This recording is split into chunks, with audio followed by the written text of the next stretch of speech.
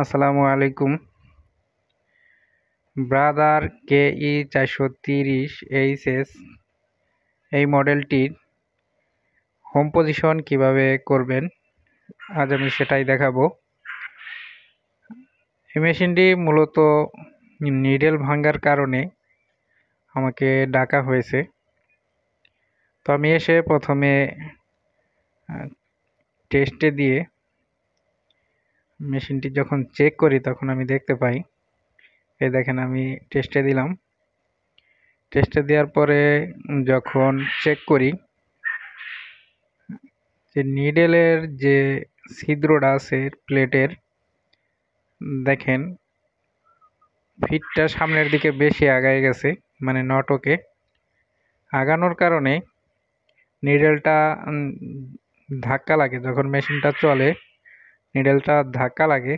ধাক্কা লাগার কারণে নিচের স্যাডেলের সাথে ধাক্কা লাগে। এমন অবস্থায় দেখা যায় যে নিডেল ভেঙে যায়। তো এই সমস্যাটি আমরা প্রোগ্রাম থেকে ঠিক করব। হোম পজিশন করার জন্য প্রথমে পাওয়ার সুইচটি অফ করে নিলাম। অফ করে নিয়ে এই যে সেটিং বাটনটি দেখতে পাচ্ছেন, আমি মার্ক করে দেখিয়ে দিচ্ছি। এই যে এই সেটিং বাটনটি চাপ দিয়ে ধরে পাওয়ার সুইচটি পুনরায় অন করতে হবে।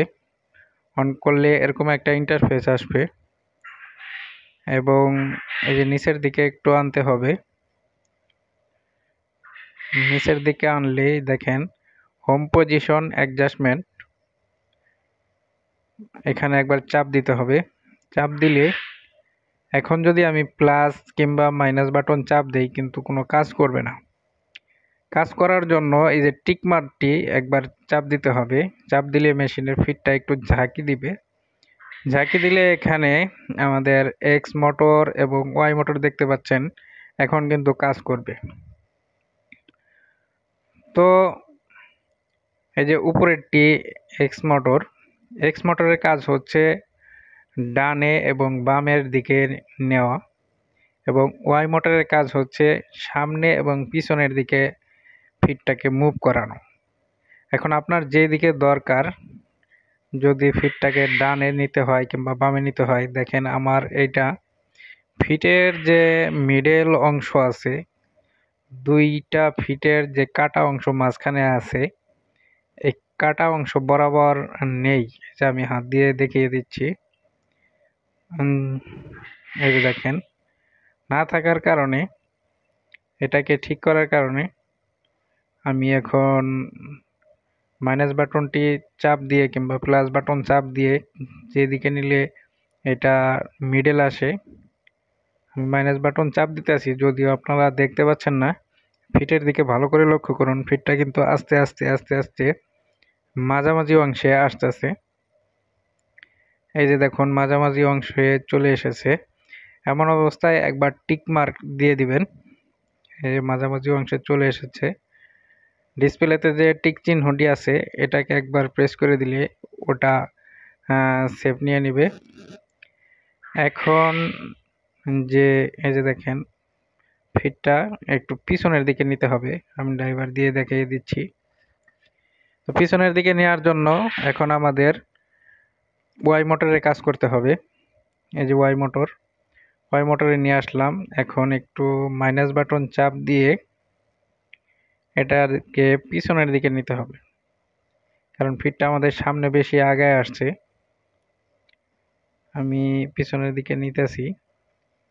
একদম যখন প্লেটের ছিদ্রটা ফিটের মাঝামাঝি অংশে আসবে, ওই সময় এটাকে সেভ করতে হবে।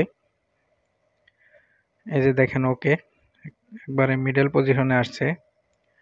তো সেভ করার জন্য প্রথমে আমাদের এই যে টিক মার্কটি দেখতে পাচ্ছেন, একবার টিক মার্ক দিয়ে দিতে হবে, তারপরে ওকে দিতে হবে। এখন লাফালাফিটা বন্ধ হয়ে গেছে, মানে মেশিনটা পুরোপুরি সেভ নিয়ে নিছে। ব্যাক বাটন দিয়ে বের হয়ে আসলাম। এখন পাওয়ার সুইচটি একবার অফ করে নেবেন। পাওয়ার সুইচটি অফ করার পরে পুনরায় আবার সুইচ দিয়ে আমরা মেশিনটি চালিয়ে দেখব কিংবা টেস্ট করে দেখব ঠিক আছে কিনা। তো টেস্ট করার জন্য টেস্ট বাটনটি একবার চাপ দিলাম।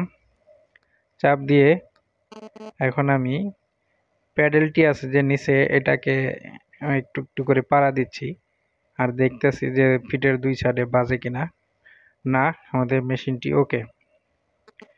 তো এরকম ভিডিও পাওয়ার জন্য অবশ্যই আমাদের চ্যানেলের সাথে থাকবেন, আমাদের সাপোর্ট করবেন, অবশ্যই লাইক করবেন, কমেন্টস করবেন, ভালো লাগলে শেয়ার করবেন। আসসালামু আলাইকুম, থ্যাংক ইউ, ধন্যবাদ।